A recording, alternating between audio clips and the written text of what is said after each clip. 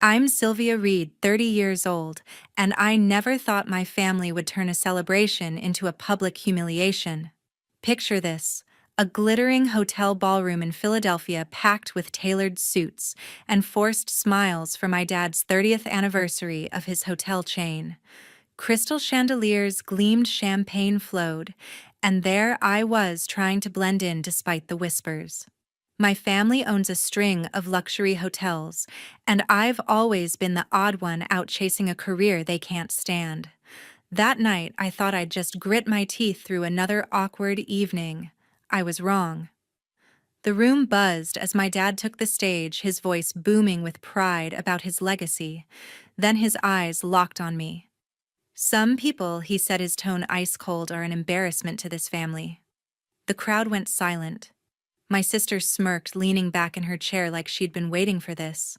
My stomach dropped. But the worst part? He wasn't done. He pointed straight at me, his words slicing through the air. "You're the biggest disgrace to this family." Gasps rippled through the room. I stood my chair, scraping against the floor. Heart pounding. "Perfect." I shot back, my voice steady despite the heat in my cheeks. "Then erase me from your will too." I turned and walked out, their stunned faces fading behind me. That moment changed everything, a turning point I will never forget. Family or self-respect? If you had to choose, which would you pick? Drop your answer in the comments. Walking out of that hotel ballroom left my heart racing, but the truth is, the sting of being an outsider in my own family wasn't new. My father, Walter Reed, a 60-year-old hotel tycoon, built Reed Hotels into a Philadelphia empire. His name's on every glossy brochure, his handshake seals million-dollar deals. My mother, Frances Reed, 58, runs charity events, always polished, always smiling for the cameras. Then there's my older sister, June Reed, 33, the star hotel manager, Dad's pride, the daughter who followed his script. Me, I was the one who didn't fit. Growing up, our house was more like a showcase than a home. Marble floors, chandeliers, staff buzzing around it screamed wealth, but warmth was harder to find. Dad's world revolved around his hotels, and he expected us all to orbit the same way. June soaked it up, memorizing business plans by high school, her eyes gleaming at boardroom talk. I was different.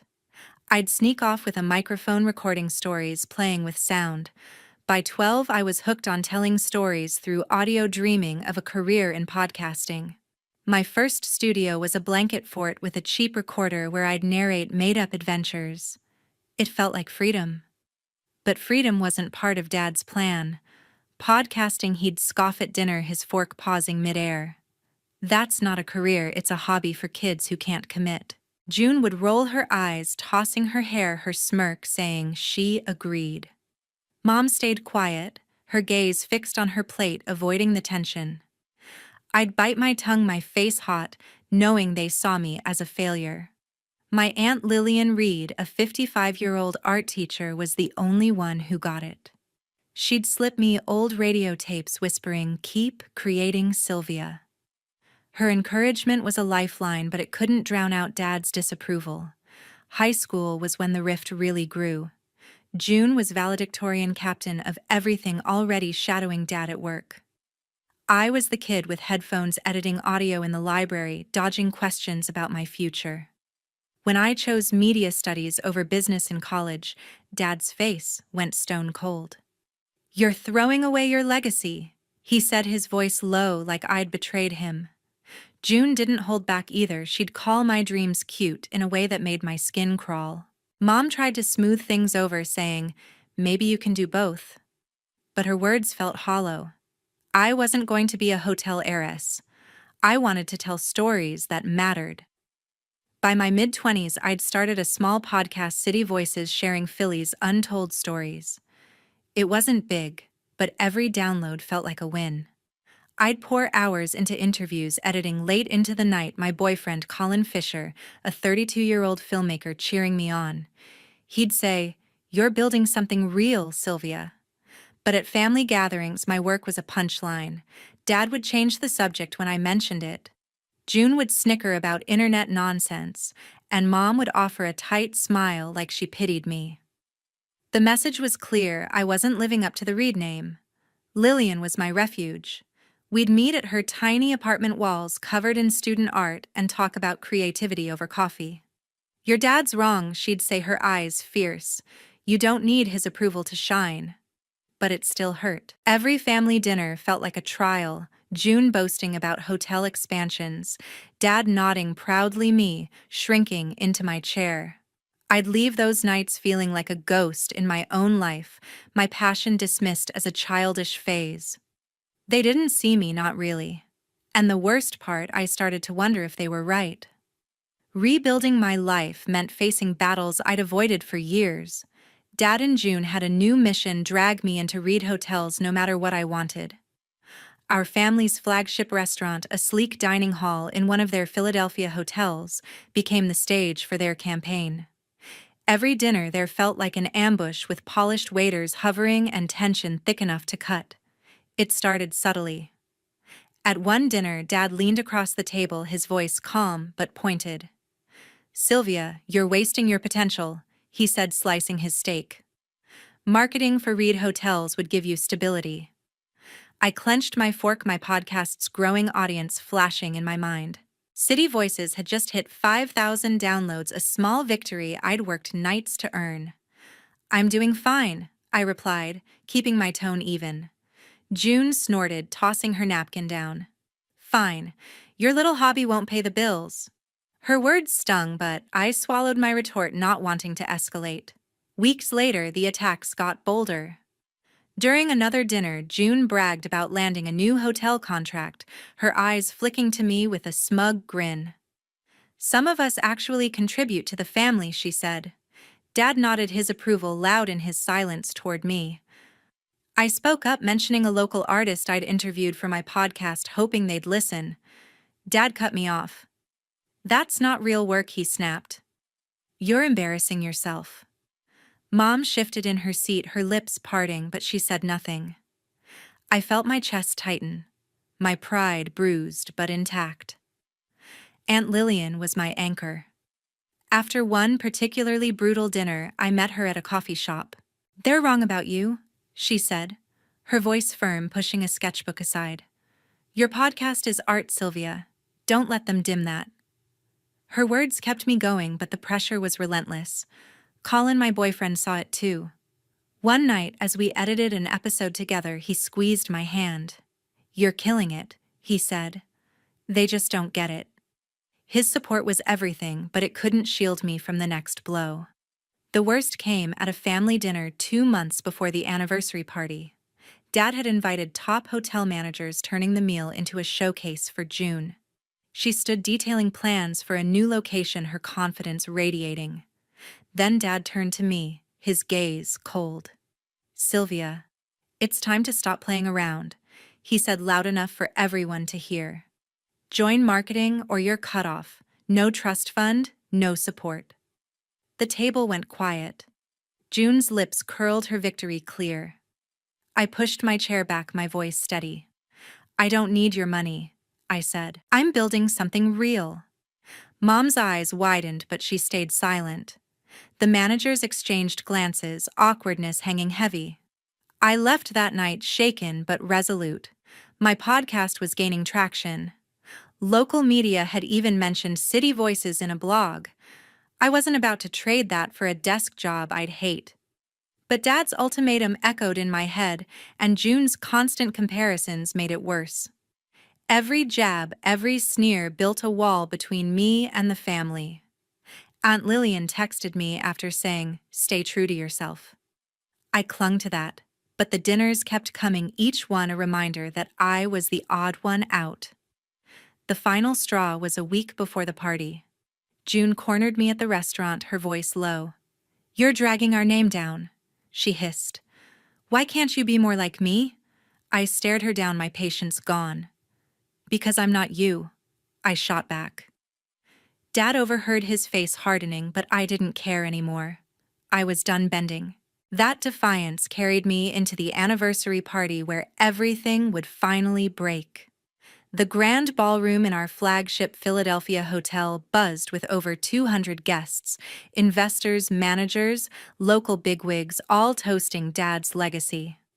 I wore a simple black dress hoping to slip through unnoticed, but my gut told me this night would be different. Dad took the stage, his presence commanding, his smile polished for the crowd. He spoke of Reed Hotel's rise, his voice swelling with pride. This empire, he said, is built on family, on loyalty. Then his eyes found me sharp and cold. The room seemed to shrink. But some, he continued, his tone turning bitter. Choose to tarnish that legacy. Murmurs rippled through the crowd. My heart raced, knowing what was coming. He pointed at me, his voice booming. Sylvia, you're the biggest disgrace to this family. Gasps echoed. June, seated nearby, let out a sharp laugh, her eyes gleaming with satisfaction. The words hit like a slap, but they weren't new. What made my blood boil was the stage, hundreds of eyes on me, judging, whispering. I felt Colin's hand brush mine under the table, a quiet anchor, but I didn't need calming. I was done. I pushed my chair back, the screech cutting through the silence. Standing, I locked eyes with Dad. Perfect. I said, my voice steady, loud enough for all to hear. Then erase me from your will, too. The room froze. June's smirk vanished, replaced by shock. Mom's glass trembled, wine sloshing. Guests exchanged stunned glances, some leaning forward, others whispering. I didn't wait for a response. My heels clicked on the marble floor as I walked toward the exit, every step heavier than the last. Dad's voice faltered behind me, trying to pivot back to his speech, but the damage was done. June hissed something to Mom, but I didn't catch it. Aunt Lillian, standing near the bar, gave me a small nod, her eyes fierce with pride. Colin stood to follow, but I waved him off. I needed to do this alone. The double doors loomed ahead, and as I pushed them open, the weight of their stairs lifted. I was out. Outside, the cool Philadelphia night hit my face, my breath shaky but free. I'd spent years dodging their disapproval, trying to prove my worth. That moment, standing up to Dad in front of his world, was the end of it. I wasn't just walking away from a party I was done with. Their rules, their expectations, their name. The Reed legacy could keep its hotels, its wealth, its pride. I had my own path, and I'd fight for it. The crowd's whispers followed me, but I didn't look back. Aunt Lillian's nod stayed with me, a reminder I wasn't entirely alone. Colin would meet me later, probably worried but proud. Dad and June thought they'd broken me, but they'd see. I wasn't the disgrace they'd misjudged me, and that was their mistake. The night marked a line I'd never cross back. Leaving the Reed Hotel's ballroom behind felt like shedding a weight I'd carried for years. I was done with their rules, done with their judgment. It was time to build something of my own. Within weeks, I poured everything into launching Soundwave Studio, my podcast production company. I rented a small office in Philadelphia, just a desk and a microphone at first, but it was mine. Every late night editing, every pitch I sent was a step toward proving them wrong, not just Dad and June, but everyone who doubted me. Colin was my rock. He'd bring coffee to the studio, helping me brainstorm episode ideas while we laughed over takeout. "You're unstoppable," he'd say, his grin lighting up the room. I hired Bridget Cole, my 25-year-old assistant, whose sharp editing skills and endless energy turned my vision into reality. Together, we expanded City Voices, my podcast, into a series covering Philly's artists, activists, and dreamers. Downloads climbed to $10,000, then $20,000. Each number felt like a quiet victory, proof I didn't need the Reed name to succeed. Then came the big break. Stanley Huang, a 40-year-old tech CEO, reached out after hearing my podcast. His company wanted a branded series to highlight their community work.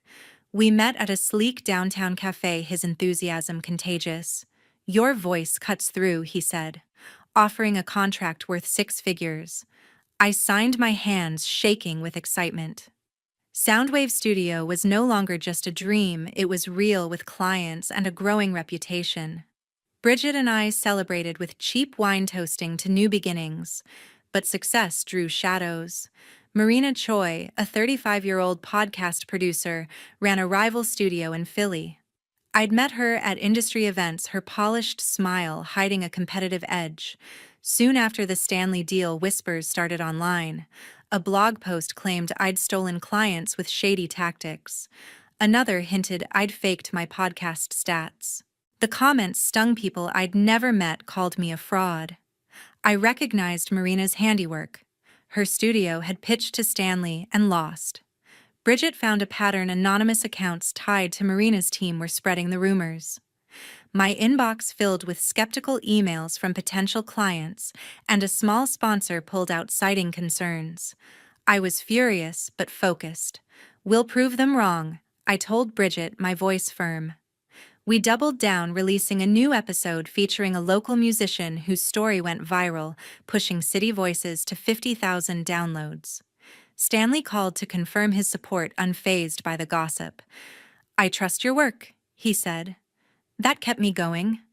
Aunt Lillian sent a text. "Don't let the noise stop you." Her words echoed Colin's encouragement, grounding me when doubt crept in. Still, Marina's rumors hurt. A local media outlet ran a piece questioning my ethics, and I felt the weight of every word. I'd wake up checking my phone, bracing for new attacks. Bridget suggested we hit back with a smear campaign, but I refused. "We're better than that," I said. Instead, I invited a reporter to the studio, showing her our process: raw, honest, no shortcuts. The resulting article praised our authenticity, but the damage lingered. Some listeners unsubscribed and a speaking gig fell through. I didn't reach out to my family. Dad and June hadn't contacted me since the party, and Mom's silence spoke louder than words. I heard through a friend that Reed Hotels was struggling. June's new location was bleeding money. Part of me felt vindicated, but mostly I felt free. Their world wasn't mine anymore. I leaned on Colin and Bridget, my chosen family, and kept building. Soundwave Studio was my answer to every jab, every doubt. Marina's rumors didn't stop me, but they lit a fire under me. Soundwave Studio was my proof I could stand on my own, no Reed name required. With Bridget Cole by my side, my first employee and a 25-year-old editing genius, we turned our small Philly office into a hub of creativity. City Voices was hitting new highs with 75,000 downloads and a loyal listener base.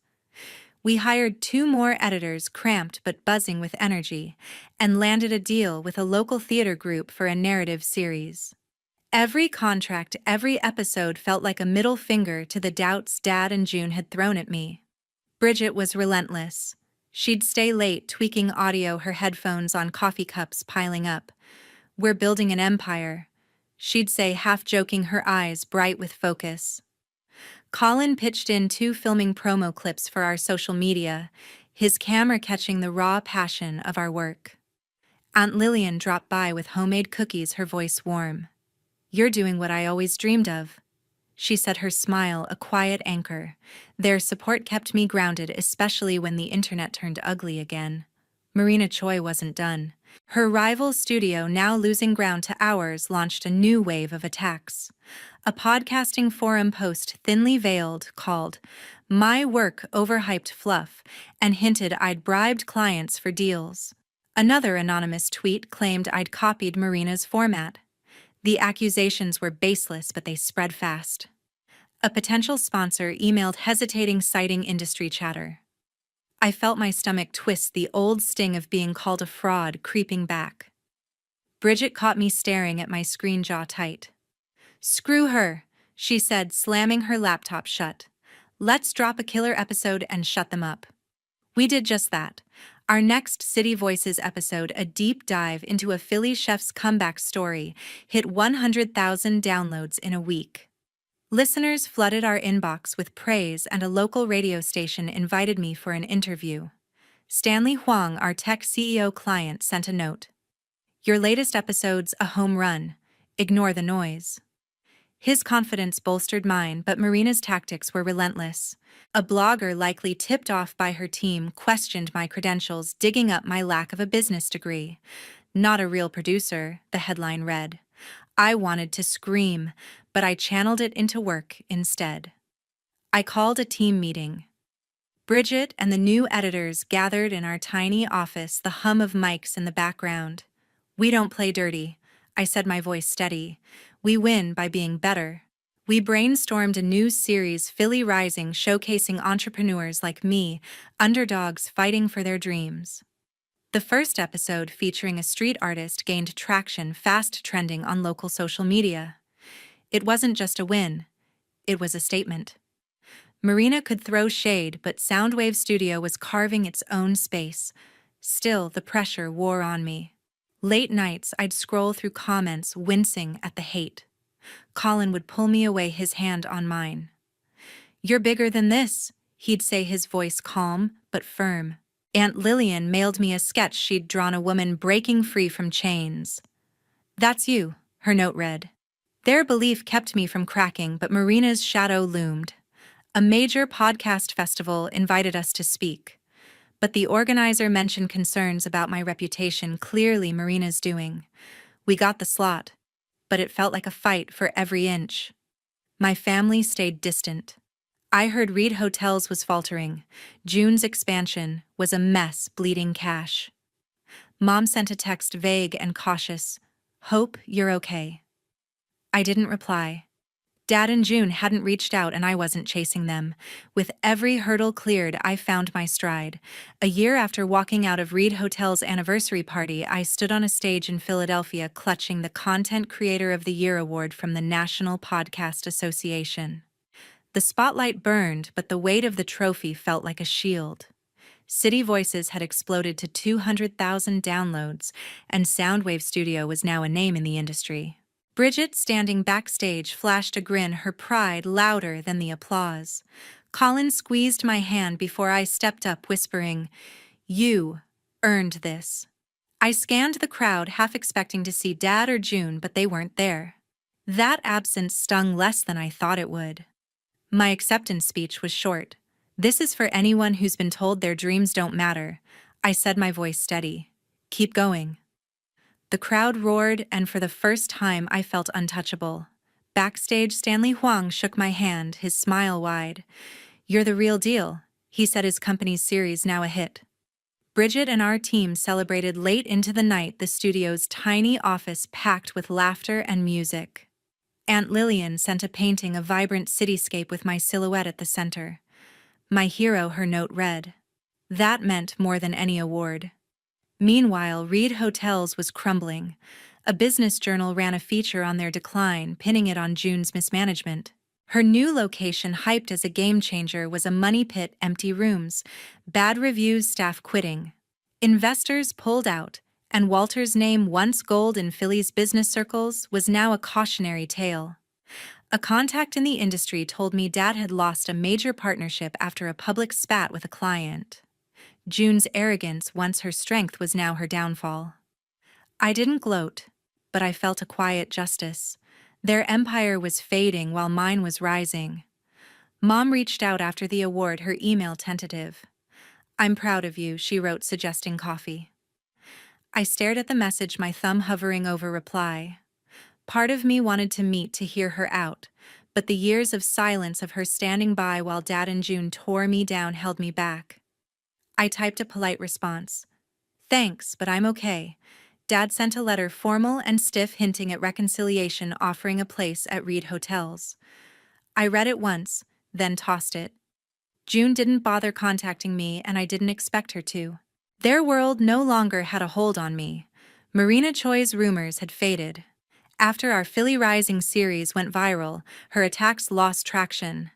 A podcasting conference snubbed her panel, citing lack of originality, while Soundwave Studio landed a keynote slot. I didn't confront her, she wasn't worth my time. My work spoke louder than her lies.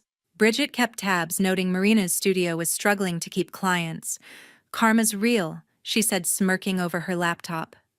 I just nodded, focused on our next project, a series on Philly's unsung heroes. Standing on that stage, award in hand, I realized something: freedom wasn't just leaving Reed Hotels behind. It was choosing myself every day. The pressure to conform to carry their legacy had nearly broken me, but I'd fought through Dad's ultimatums, June's sneers, Marina's smears. I built Soundwave Studio from nothing with Colin's quiet strength, Bridget's fierce loyalty, and Aunt Lillian's unwavering belief. They were my family now, not the Reeds. The lesson wasn't lost on me. Independence isn't just walking away. It's standing tall when everyone expects you to fall. Confidence isn't loud. It's the quiet certainty that you're enough. I looked out at Philly's skyline from my studio window, the city alive with stories waiting to be told. I was ready to tell them on my terms. Winning the award was a milestone, but my real joy came from giving back. Months after the ceremony, I poured my energy into organizing Soundwave Studio's first charity event, a fundraiser for arts education in Philadelphia's underserved schools. The venue, a community center in North Philly, buzzed with energy. Local musicians performed, kids displayed their paintings, and volunteers handed out flyers. We raised enough to fund art classes for a year, and seeing those kids' faces lit up something deep inside me. Bridget's sleeves rolled up, ran the audio booth, her grin infectious. "This is what it's all about," she said, adjusting a mic for a young poet. Colin was there too, filming the event, his camera capturing every smile. We'd moved in together, our small apartment, a cozy haven filled with his sketches and my podcast gear. Life with him felt like home, steady, warm, real. The event wasn't just about the kids. It was my way of proving what mattered. Soundwave Studio wasn't just a business, it was a platform for stories that deserved to be heard. Stanley Huang sponsored part of the event, his team setting up a tech booth for kids to try podcasting. "You're changing lives," he told me, his voice earnest. Aunt Lillian attended, her eyes bright as she handed out art supplies. "You've built something bigger than yourself," she said, hugging me tightly. Her words sank in a reminder of why I kept going. The crowd, nearly 300 strong, clapped as I spoke about the power of art to transform. For once, I wasn't fighting to prove myself, I was lifting others up. Marina Choi's shadow finally faded. A tech journalist uncovered her role in the smear campaign against me, tracing anonymous posts back to her studio's IP address. The podcasting community turned on her, her clients dropped contracts, and a major festival banned her for ethics violations. Her studio's social media went quiet, her reputation in tatters. Bridget showed me the article, her voice gleeful. "She's done," she said, high-fiving me. I didn't celebrate, though. Marina's fall wasn't my victory. My work was. Soundwave Studio's latest series, Voices of Tomorrow, featuring young artists, was climbing charts with 300,000 downloads. That was my answer to her lies. My family stayed distant. I heard Reed Hotels was on the verge of bankruptcy, June's mismanagement driving away what was left of their loyal clients. Dad's name no longer carried weight in Philly's business world. Mom sent another email asking to meet, but I let it sit unanswered. Their world, built on control not connection, had nothing for me. I didn't need their approval anymore.